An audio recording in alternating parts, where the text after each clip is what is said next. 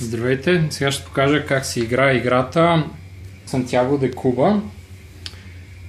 Това е игралната дъска. И първо ще започна с това как се сетъпва играта. Тук до игралната дъска имаме различните видове стоки, които се добиват и търгуват в играта, като това са червените са ром, зелените са тютюн, оранжевите са цитрусови стоки, белите са захарна тръстика, черните са тютюн, всъщност ще трябва да проверя, понеже също съм играл играта и не съм толкова навътре.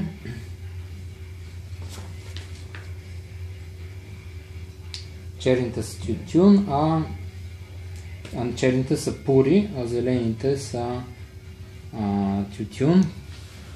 Последно, и тези купчета дървени са дърво. Това са различните стоки, като от тук нататък ще ги наричам просто по цвят: червени, зелени, оранжеви, бели и така нататък.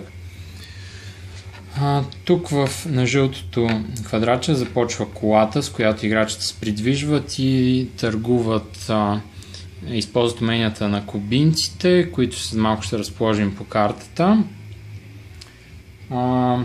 Оттам нататък това са 5 зара, които показват какъв демант или търсене на 5 различни стоки, които показахме тук, ще има за текущия кораб. Ето това е кораба, който започва от позиция 1 и играта завършва, когато кораба премине 7 позиция.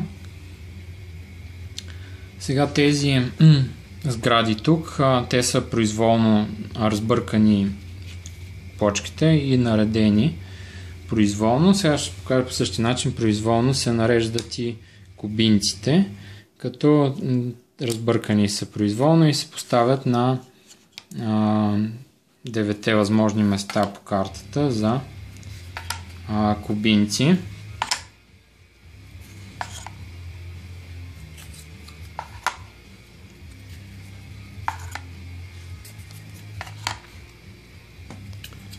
По същия произволен начин са поставени сградите.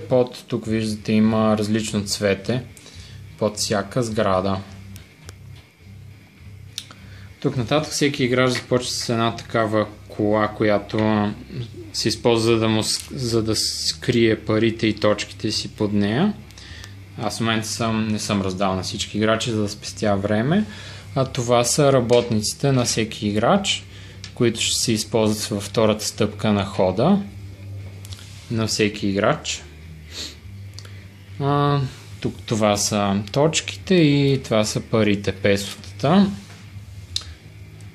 Относно материала дърво, който е малко по-различен от останалите, той може да се продава вместо всеки един от другите видове стоки, но дава само една точка, докато другите точки дават повече.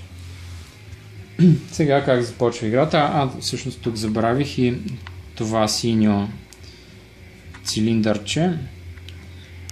Започва на позиция 2, което показва, че в момента стойността на всяка една стока, която ще бъде продадена, е 2 точки. И по-нататък по определени правила ще се движи на 3, 4 и ако премине от четворката след четворката, това значи, че кораба ще отплава и ще се премести тук. И value маркера ще се върне отново на 2. Сега как протича хода? Първият играч, който произволно по някакъв начин се определя, хвърля 5 зара и избира 4 от тях, които ще участват за този курс на кораба. Ще има търсене на тези стоки. Примерно така поставя 4 зара, което означава, че за този ход има търсене на 3 на тютюн, едно на цитрусови стоки и захар и 0 за пури, както и тук дори да не беше 0 тази стойност, нямаше да има никакво търсене на ром. След което пак първия играч може да използва колата, като задължително трябва да премести с поне едно квадратче на тук. Напреде по часовниковата стрелка и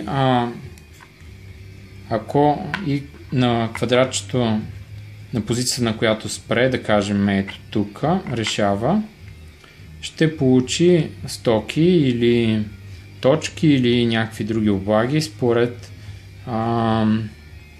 кубинеца, на който спрат. Ако е преместнат с едно в случая до този Алонзо, струва 0 пари, а преместнат с още едно напред струва 1 песо, ако искахме да дойдем до тук, ще да струва 2, до тук 3 песо.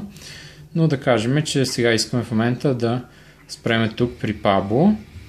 И при Пабло тази иконка означава, че той ни дава една стока по наш избор. И да кажем, понеже се търсят много тютюн, вземаме един тютюн и си го прибираме. Втората стъпка от хода е да използваме нашия работник, да кажем, че сме зеления играч, и да го поставим в една от сградите. Но нямаме право на която и да е от сградите, трябва да видим тук кубинеца, че какво цвете има, и това е синьото цвете или лилавото, което значи, че може да поставим нашия работник само на една от тези 3 сгради. И какво правят тези? Например, тази дава право да си размениш един произволен ресурс за един друг ресурс. Тази дава право да разменим една пура за 2 точки или един ром за 2 точки. А тази сграда, също тези двете в момента не ни вършат особена работа, но тази сграда ни дава право да преместиме value маркера с една позиция, ако не се лъжа, поне. И да кажем, ще го преместиме от 2 на 3. И в момента стоките този ход ще дават повече точки. И сега ред на следващия играч, който пак премества, да кажем, иска да дойде тук.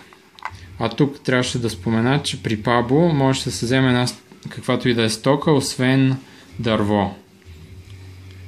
А тук сега този играч идва безплатно, без да дава песо при Мигел, и получава веднага 2 дърво от него. Това е, мисля, че единственият начин да спечели дърво, поне от кубинците. Ако беше дошъл тук при Мария, танцорката, щеше да получи 2 точки и да може да използва червена сграда. Но в момента първи играч може да използва само една от тези 3 сгради, защото отново тук цветето е синьо или лилаво, но не може да използва тази сграда, защото тя вече е заета от този човек. Също така следващия път и да кажем, че просто си го поставя тук, без да използва самата сграда, и следващия играч вече не може да си постави тук работника. Също така следващия път, когато пак жълтия играч си използва, да кажем, дори да е син кубинец с синьо цвете, да кажем Пабло,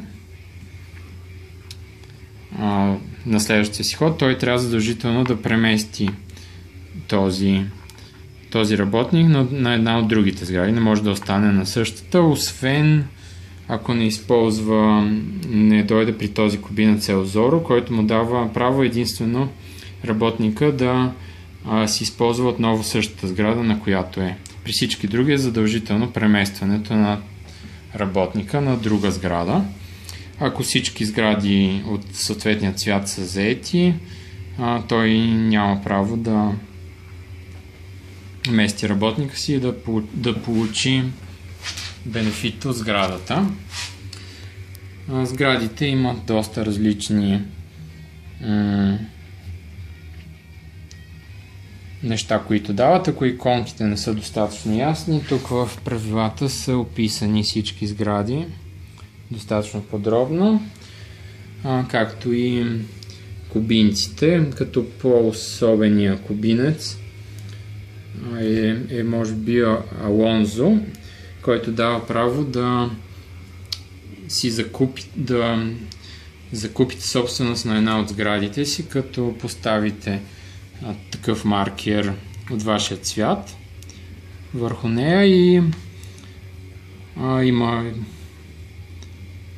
ще напиша допълнително какво значи, че сте си поставили маркер и как може да го използвате.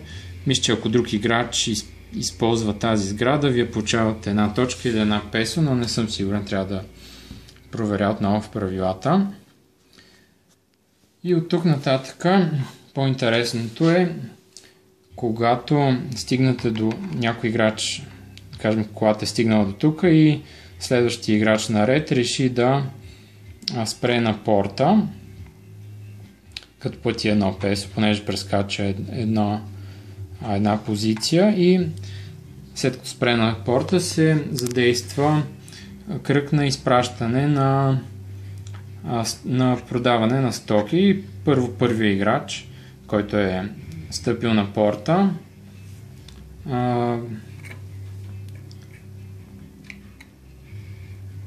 започва с продаване на стоки. Да кажем, има иска да продаде 2 тютюн, завърта го от този заро 3 на 1, дава 2 си тютюн в банката и получава съответно 3 по 2, понеже този маркер е на 3 по 2 тютюн, 6 точки. Следващите играчи имат право, по часовника стрелка, продават да кажем захар и така нататък, докато някой не иска или не може да продаде и пасува, и ако всички зарове са на 0, кораба минава на следващия ход и value маркера се връща на 2, но ако не е останал все още демант за някоя от стоките, кораба си остава, value маркера се вдига с 1 и играта продължава. Също така можете да продадете и дърво за вместо един от ресурсите, да кажем вместо захар, но ще получите само една точка. Ето тук тази иконка показва това. Но по този начин, например, може да забраните, да динайнете някой от следващите играчи да си продаде захарта, да кажем. Защото знаете, че следващия играч, който ще продава, може да продаде едно захар и вие може да използвате едно дърво, за да намалите деманда на захар. Ако играча наред реши да прескочи порта, тогава value маркера се вдига с 1 напред и ако в този случай е бил на 4, кораба ще отплава и ще има нов кораб с нов демант, а тук кораба ще се премести насам.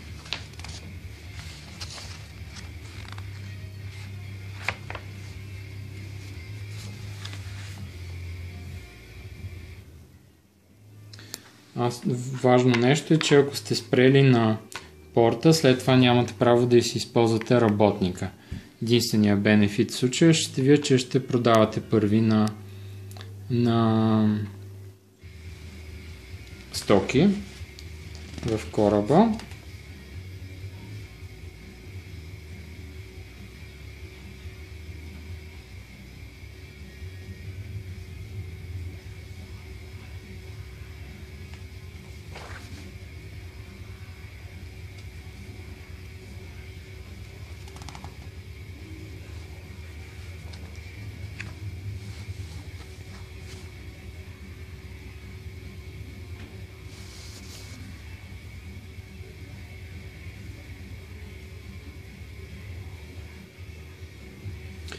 След като кораба, да кажем, някой е дошъл на порта и всички стоки са продадени, или някой, да кажем, е прескочил порта и value маркер е преминал 4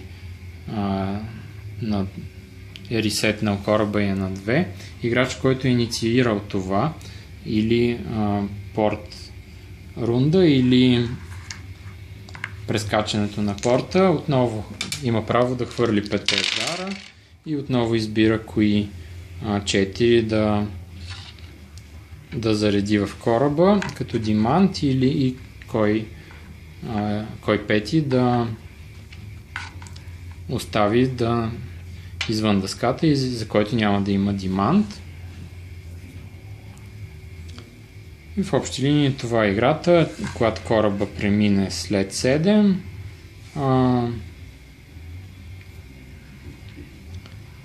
играта приключва и който има най-много точки печели. Играта е за от 2 до 4 човека и отнема до около 1 час. Разбира се, това е ако играчите знаят правилата и не се бавят твърде много.